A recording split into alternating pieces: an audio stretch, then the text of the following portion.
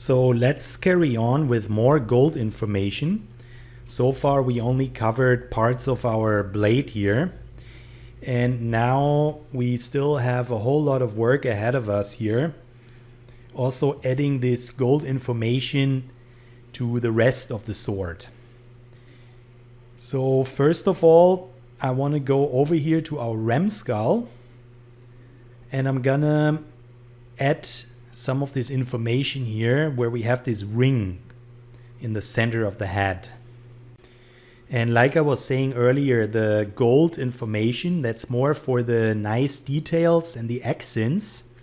And that means here, in case of this sword, that we have to be just as precise as we have been before, because these accents and details are usually a matter of zooming in and making sure that the smaller details get just as much attention as the bigger ones.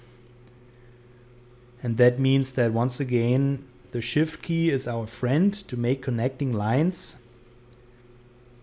And also, in general, we want to make sure we are not overlapping.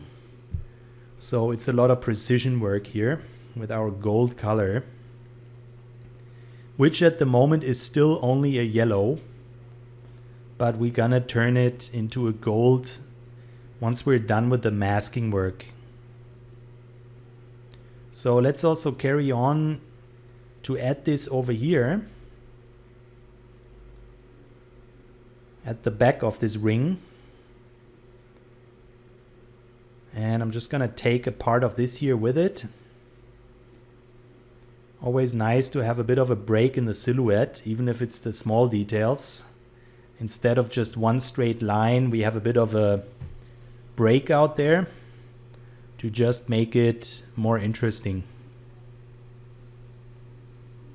And then let's connect this here.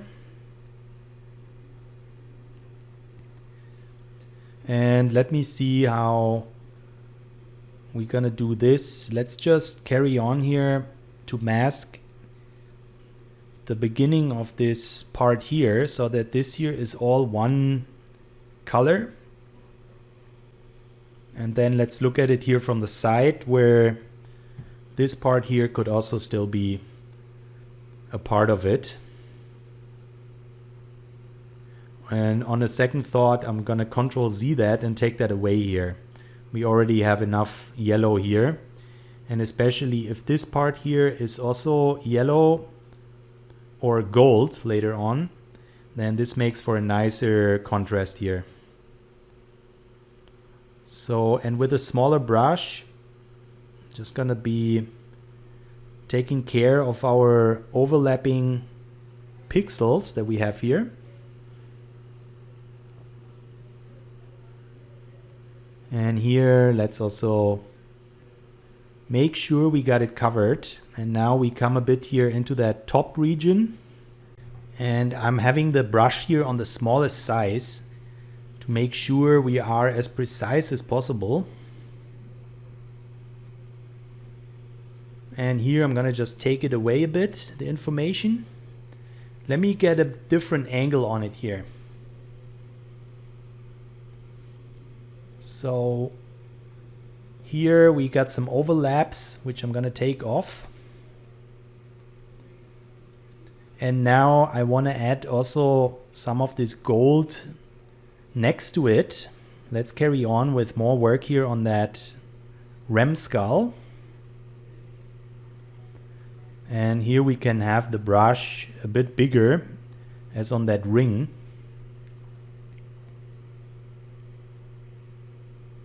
And just work our way here around this other detail. And you can already see that makes a nice contrast here with these colors, with the dark material, and then where we're gonna have the gold. And let's bring that down here, change the angle of the camera to have a better access here.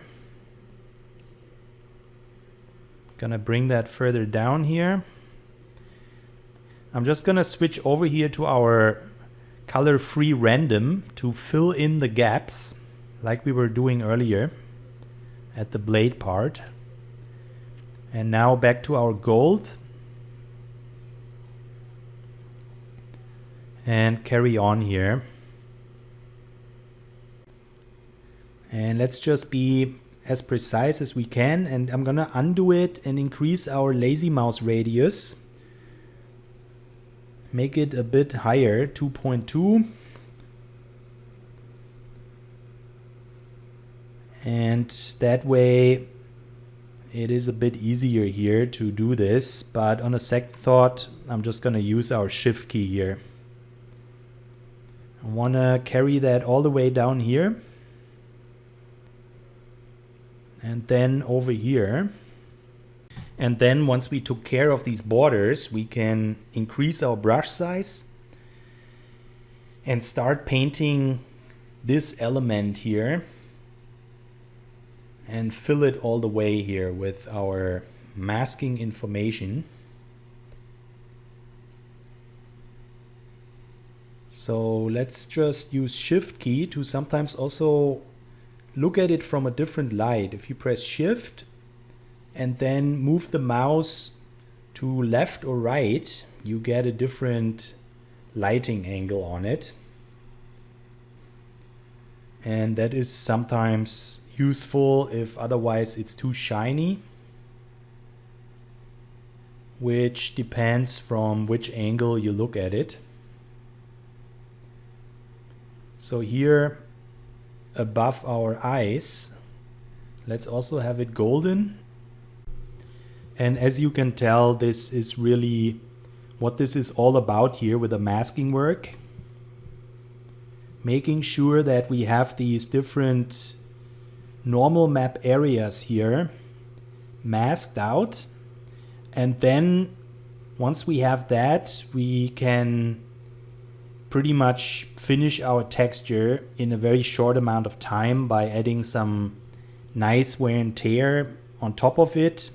Or we could even have wear and tear in the specific folders themselves. For example, if you wanted to have the gold a different kind of dirt on it for whatever reason, then you could do that. And that is just nice having this flexibility, and that's what makes it worth to go in there and do all that custom masking work. So let's also be precise here with a very small brush and go around these details that we have here. And I'm just gonna follow it up here with our gold as well. Take a bit away here. And once again here from the top perspective, let me unmask some of these parts here with our Shift key. And avoid having any pixelation that is overlapping. And now let's go back here to this wing element where some gold will also suit it very well. Let's start here on this piece. And I'm gonna have a fairly huge brush just so to get that all covered, at least from the inside. We still want to have a smaller brush here to be precise at these border lines. And then once we have that, we can switch to a bigger brush and fill everything else here at the bottom of it. Let's also go around here at the back. And essentially we just want to cover everything here within this normal map island that is then divided here by this border, which we want to precisely mask out, of course. So let's take another smaller brush here. Just gonna undo that. That was actually not very precise. Sometimes it's best to take these borders here when they are curved with a bit more of a lazy mouse radius. And then over here, I'm just gonna also rotate our model here. And then it's sometimes easier to do this stroke pretty much from left to right. That's what I'm used to usually. And I find it easier to do horizontal brushes than vertically. Just comes more natural. So sometimes it's worth to reposition the camera to get a better angle on it. So let's just make sure this is all covered here, and I still see like a few tiny of these holes that we want to fill better here.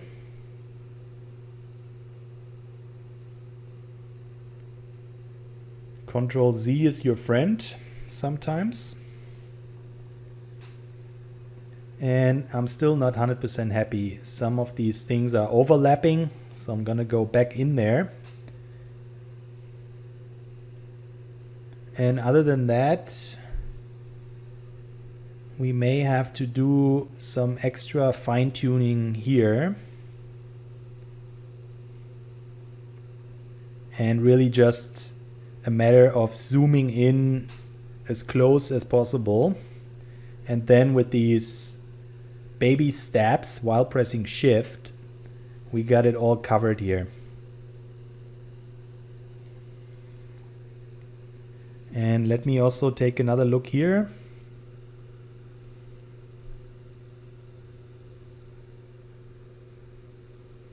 Actually, we don't want to have this tiny detail there masked, so I'm gonna take a bit away from the paint that we had on there.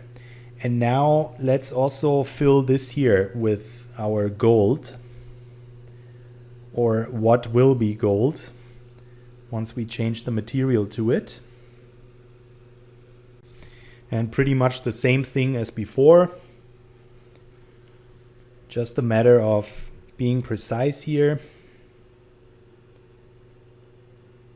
and following this curve here. In which case the lazy mouse is also helping. Then we can just paint everything here. That goes pretty fast. And as you can tell, it's very repetitive when it comes to the masking work. So there's only so much to say here. In case I repeat myself, but this is just part of the process when it comes to learning.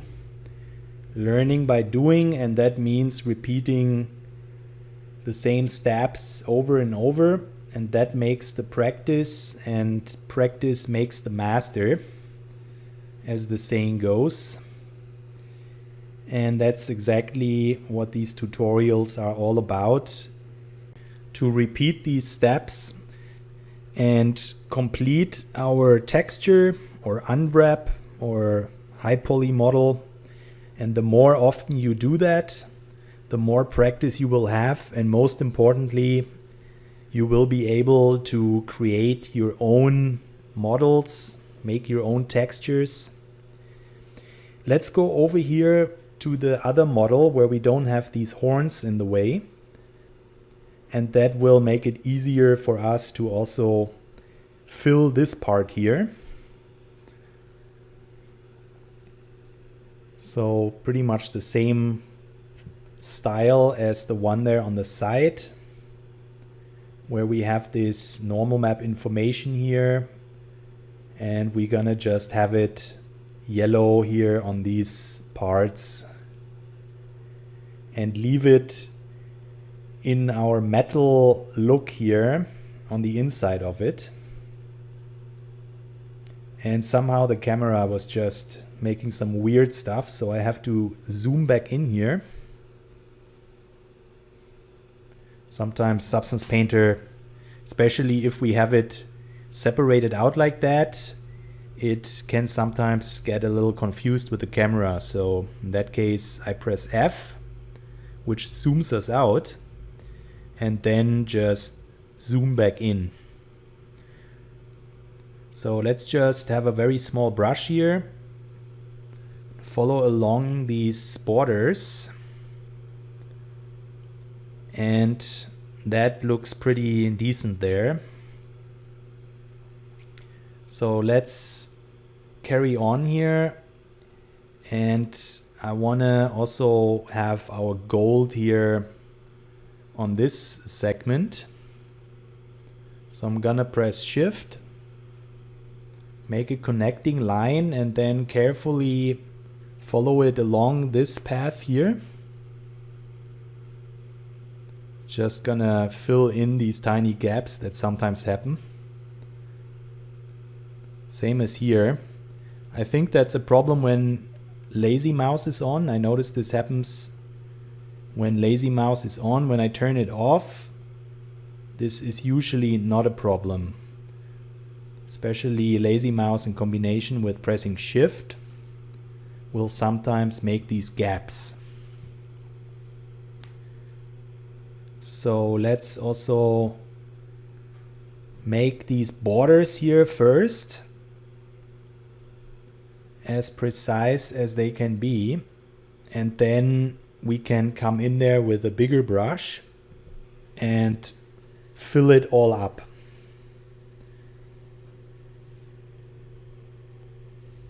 And once again, the normal map information here is our friend. And if you have a hard time seeing it, then just use the Shift key to change the lighting. I mean, here in that case, it's 100% clear. We're seeing everything. But sometimes it might be the case that the sun comes from a different direction. The sunlight here in our scene. And you can just change that by pressing Shift. And that way you move the sunlight direction.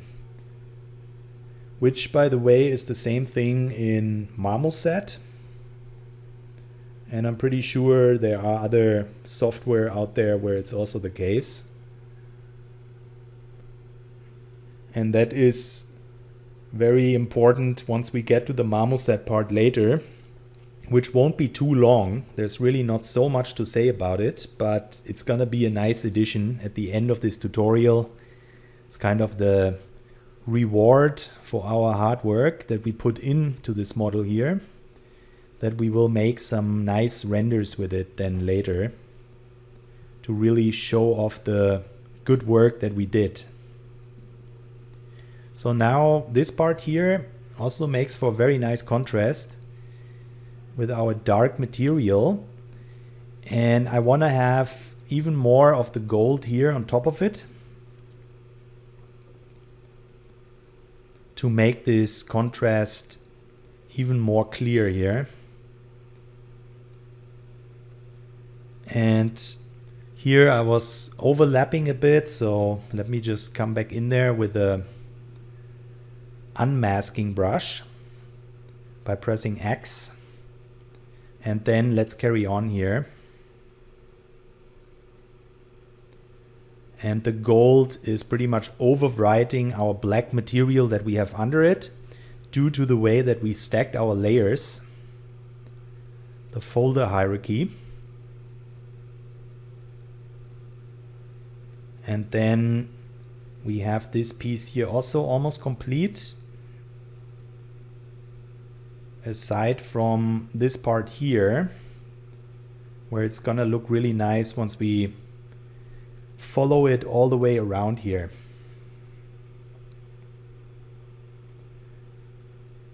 And on a second thought, I'm gonna make this here also gold. That way it's not so thin there. Otherwise, this would be a bit too thin. So let's just carry on here and also fill that up here with more masking information. And as you can tell, I certainly keep repeating myself. I mean, there is only so much to say here. We're doing the same actions. So maybe I can talk a little bit over other things, such as questions that I get a lot.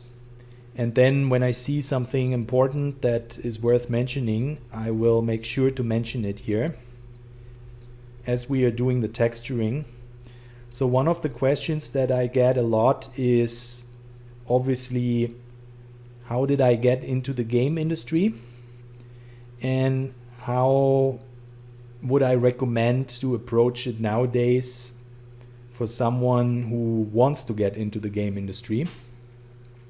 And well, I started back in 2006 pretty much, or you could say 2005, when Counter-Strike Source was released and Half-Life 2. And I was making some textures for Counter-Strike Source in Photoshop back then. And I uploaded these textures to different Counter-Strike websites back in the day, and I never actually expected anything to come out of it, but people really loved it. And at one point I got an email from a German game company.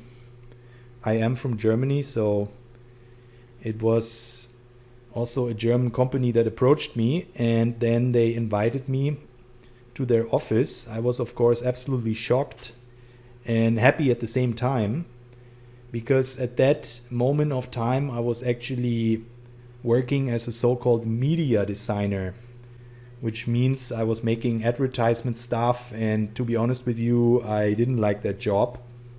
I thought it was very boring. Essentially, I was creating stuff that people would just have in the mailbox and not even look at it, but just throw away. Either way, the good thing was that I was already getting familiar with Photoshop thanks to that. Over here, I'm gonna go back to our color-free random folder, and I just wanna fill in these gaps that we have here. So before I talk too much about career stuff, let's make sure I don't forget the actual important part. And as you can see, this shapes up pretty nicely here.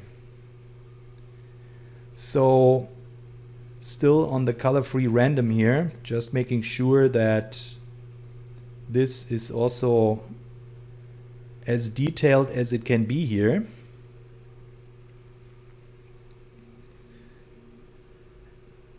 Yeah, I think the centerpiece here starts looking really nice. So let's take another look here while we are still on the color-free random. Let's zoom out. And let's actually go back here to our gold. Carry on with more detailing. And as we do that, I'm gonna just talk a bit more about the whole career stuff. So they invited me to their office after I got that email, and they told me they saw my Counter-Strike textures and they love it. And like I said, that was back in 2006. So they invited me over to their office, and I was absolutely thrilled to be there. They were working on some game with the Unreal Engine back then. The company doesn't exist anymore, unfortunately. They were working on this pretty much Counter-Strike style game, but then somehow it never released, or it just was not a success, so the company eventually had to shut down. But regardless of that, at that point, I was of course thrilled to be there. It was like a proper company with a whole bunch of people working on this game in the Unreal Engine, and I had a chance to be there for a day and talk to them. And the bottom line was that they liked my work, and they told me like they will get back to me. And I will tell you how that all continued after we switch over here to the UV mode of our polygon fill, and that way we can immediately select the inside of the mouth here. And then we just gonna carry on here at the borders to make that more precise once we're back to our brush. So I got that interview, and I came back from it, and then I didn't hear from them for a week, and eventually I reached out to them and I asked them, okay, just thought I'd drop you another mail that I'm interested, and maybe you could tell me how you decided. And well, of course, they would have probably already offered me the job while I was there, but they said, well, thanks, we really like your work. And by that they were referring to my texture work. Speaking of which, before I continue, I also want to make these eyeballs here golden. I think that will make a nice contrast here on our snake head. So let's also mask this here. And yeah, they told me basically thanks but no thanks. They really liked my texture work that I did for Counter-Strike, but the problem was that at that point of time I didn't have any 3D modeling skills whatsoever. All I could do was opening up textures in Photoshop and basically change them. And that's what I was doing when I was doing these Counter-Strike skins. So basically that was for me then the turning point of my career. I had to make a decision whether I want to stay in my boring old job where I create all this advertisement nonsense, or if I want to really follow my dreams and do something with a video game background. And since I am a video game guy since early childhood, that was actually a pretty clear decision then for me. I was absolutely thrilled that this company was actually reaching out to me. And that was for me then also the moment where I said, okay, there are actual companies that would hire me, and all I have to do is learn 3D. And that was pretty much then the point where I was researching if there are any schools in Germany, because you have to think of it like that. In 2006, there were not so many tutorials out there at all. So there were a few tutorials, of course, but nothing groundbreaking where you have like hundreds of courses to choose from. So I decided, okay, let's research some colleges. And then I eventually found a very interesting looking place that pretty much just opened up in Munich. And I went down there to go check it out. They had like this, they call it the day of the open door, where you can just go in there and take a look and talk to the teachers, this kind of a thing. And after I was down there, I had a pretty good feeling, like the teachers were making a good impression on me. And then I made that decision to move to Munich. And the thing was that it all happened really fast. I went down there and they told me, okay, the next course starts in 2 weeks. So I had only 2 weeks of time to get rid of my current apartment, pack all my stuff, find an apartment in Munich, and pretty much make the move. And fortunately, it happened. It was no problem. And then I became a student of 3D in that school. And that was pretty much my whole focus. It went on for 1.5 years, 1 year and a half, where I was learning 3D Max, all the basics, and most importantly, the unwrapping. That's what I was really interested in. Let's go back here to color free. And let's also take care of these pixels. Let's just make sure we got it all watertight there. So as I talk, like I told you, I'm gonna pay attention that I'm not missing anything here. And then let's also add color free here on top of that. So yeah, then I went to that school and I learned 3D, and I was really working non-stop in that time. I didn't have any time to go out, restaurants, bars, parties. It was just being in Munich and learning 3D. And most importantly, also already work on portfolio pieces. I mean, that was then more a thing after like half a year of learning 3D and feeling confident with it. And then I immediately started working on portfolio pieces. And then one of the teachers in that school actually got hired by Crytek. And he became an art director over there at Crytek. And that was, of course, a fortunate case for me, because that meant that I already know someone there in Crytek. And that is also then pretty much how I was able to really focus on getting into that company. I wanted to make sure my portfolio is as good as it can possibly be for a game student. And knowing that art director didn't mean that this was a done deal. I mean, he wasn't the decision maker when it came to the hiring.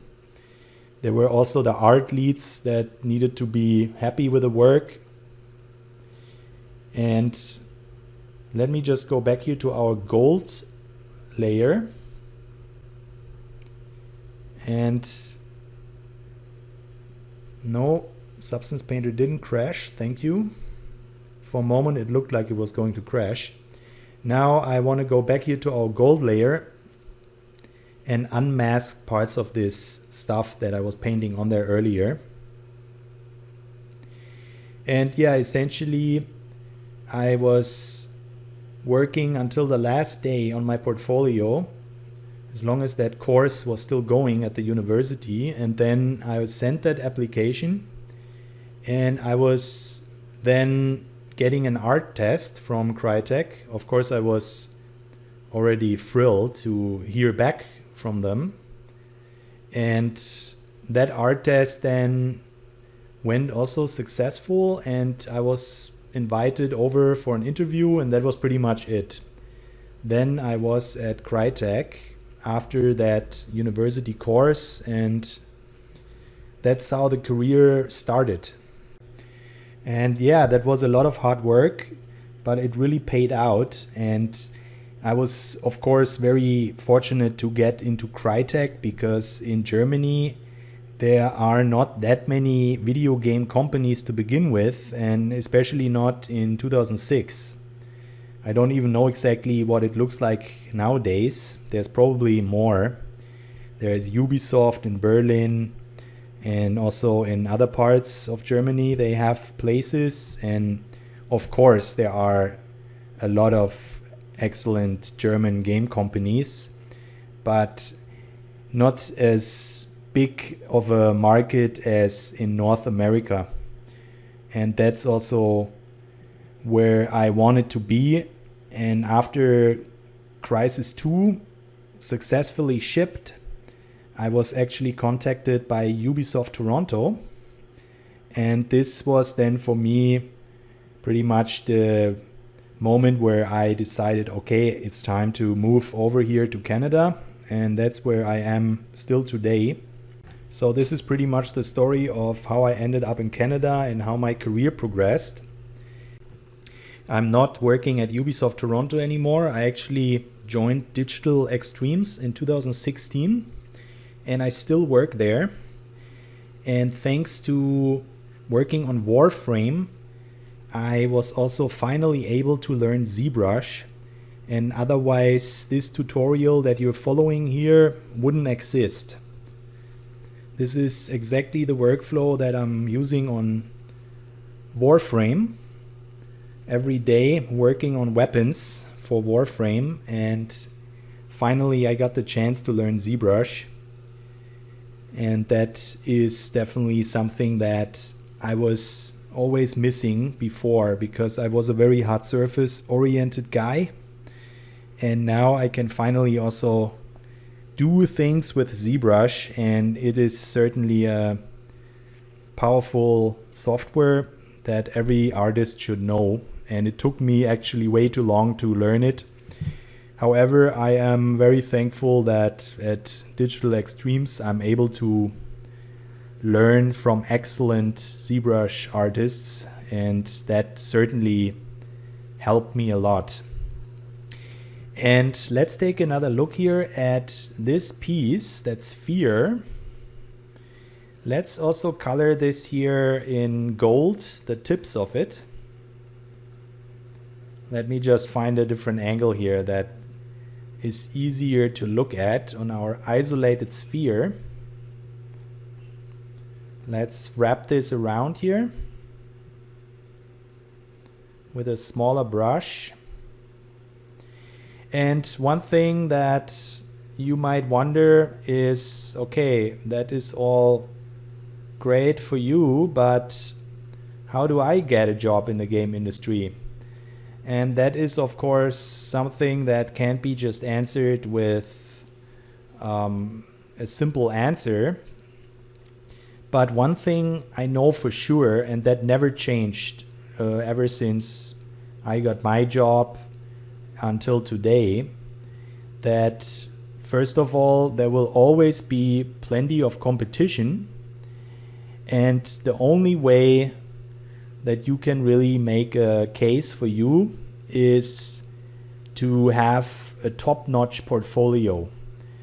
And of course, if you are a student in a university, you cannot be expected to be as good as some of the artists that you see on ArtStation that have been working in the industry for over a decade. I mean, nobody expects you to do that. That is absolutely clear. But regardless of that, my advice would be, let me just go back here to that horn. And I want to color this here in gold, this ring element that we have here. So let's make sure we got that part here in gold. And basically my advice to you would be that don't try to have too much stuff in your portfolio. Sometimes I see people that share their ArtStation links with me, and they have all sorts of stuff in there, like drawings, and then they have some environment art, and then they have character art, and then they have a weapon. And I mean, this is all okay to do if it's all outstanding stuff. But usually there is then one thing that really stands out, like for example, someone maybe has a really nice character, but then you look at maybe the weapon and it just doesn't have the same quality. And essentially, if you decide to have multiple things in there, like the ones that I just mentioned, then you should make sure that everything is top-notch quality, or at least as good of a quality as your best piece. So you have to be the judge of that, and I think everybody has a feeling for it too. Just don't try too hard to get a ton of stuff in there. If you are not really a top-notch character artist, then don't focus on it. Don't try to push it too hard. Instead, if you feel like you're good at environment art, then focus on that. And don't try to shoehorn a character or a weapon in there. Just focus on nice environment art, or it could really be all sorts of things. If you are strong with the weapons, then go for it. And yeah, essentially my point is that just be your own judge and don't try to have 10 or 15 different things in your portfolio. You don't need to have a ton of stuff in there if you are, let's say, a student, but have like a few pieces of outstanding quality. That's much better than having a whole ton of stuff in there with average quality. This is pretty much the most important thing that I would recommend you, to put quality over quantity. This is certainly the thing that you should be doing. And of course, it would not be enough to only have one scene in there in your whole portfolio. But for example, let's say you make a nice environment art scene. Then you could make that environment scene out of all sorts of different props that you also put into that scene, and then you can have an individual breakdown of these props. So not only do you have a very nice looking environment scene, but on top of that you can also showcase all the nice props that you made for it. Like maybe even a car or some smaller things, I don't know, a trash can, things like that. And make sure that each one of these objects is of top quality, and that is already a thing that the recruiters or the people that will be looking at it in the game companies will definitely see, and they will also notice it. And those are the things that will impress. Meanwhile, we are back here to the centerpiece and add some more gold information here. Once again, small brush is our friend here to make sure we don't have too much pixelation in areas where we don't want to have them. And this is all shaping up pretty well here. Our different materials. And let's just have a look at this part here. This is a little bit blurry. So let's just be precise and take away from some of the masking that we did. And over here, I'm gonna also extend that a bit more. And this part here, let's connect it so that this is all gold. And then it's nice to add some of these gold accents also here where we have these tiny elements. That's gonna look nice as well. So let's see where else we can do this. Gonna switch over here to our color-free random, and it doesn't always have to be gold, these accents. Let's also play with other colors. So let's do some more work here on that nose, where right now we don't have too much.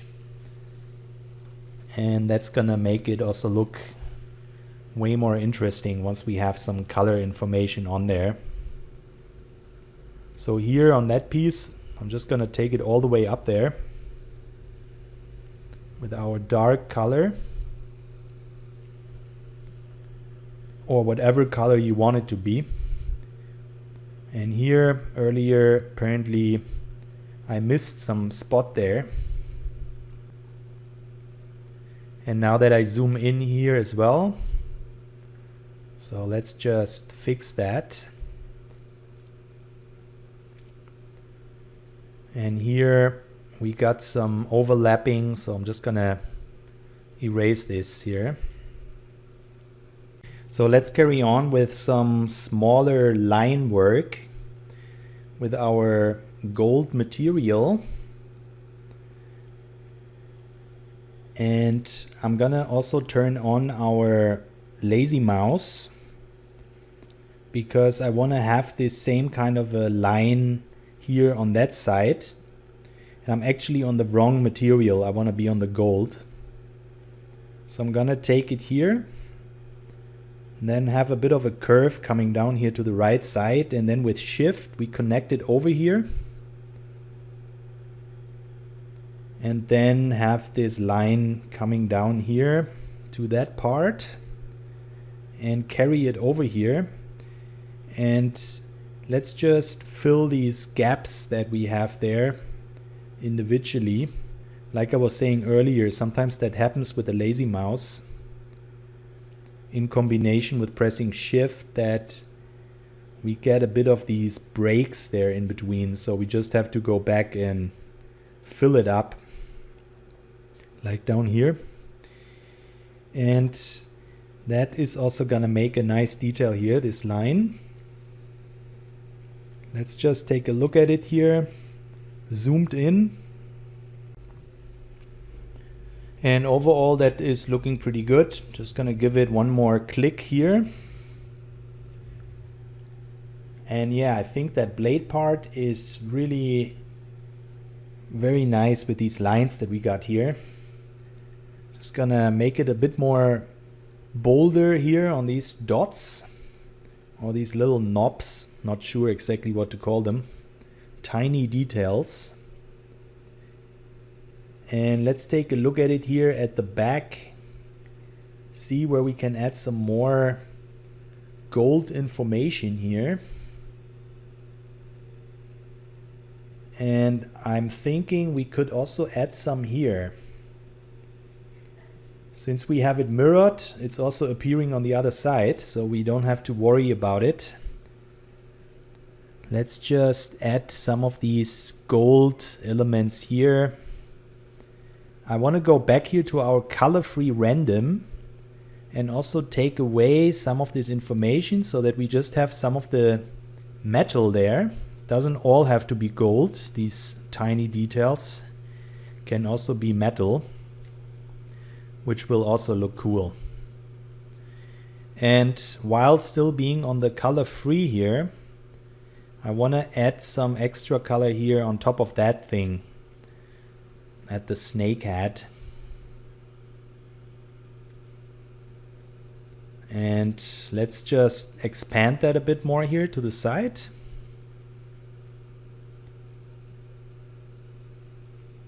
And now let's see what we have here on our ram skull, where we could also still do some extra detailing. And in that case, I'm going to go back here to our gold, and I actually want to have this element here being all gold as well. This is going to make a nice contrast here, where we have this nose element.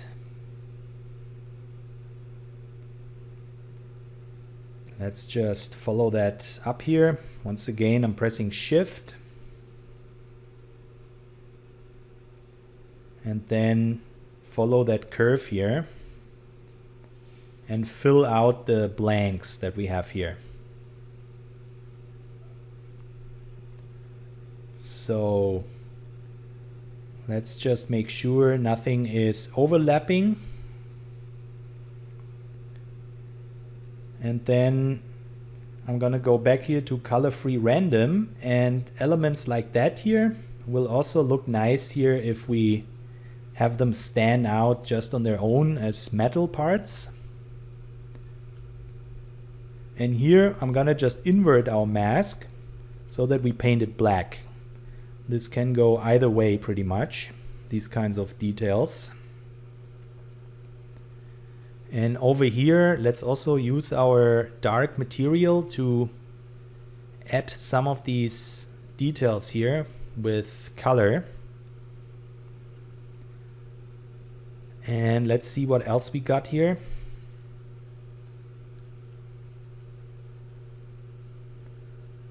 I think this tiny little detail here will also look good if it's gold.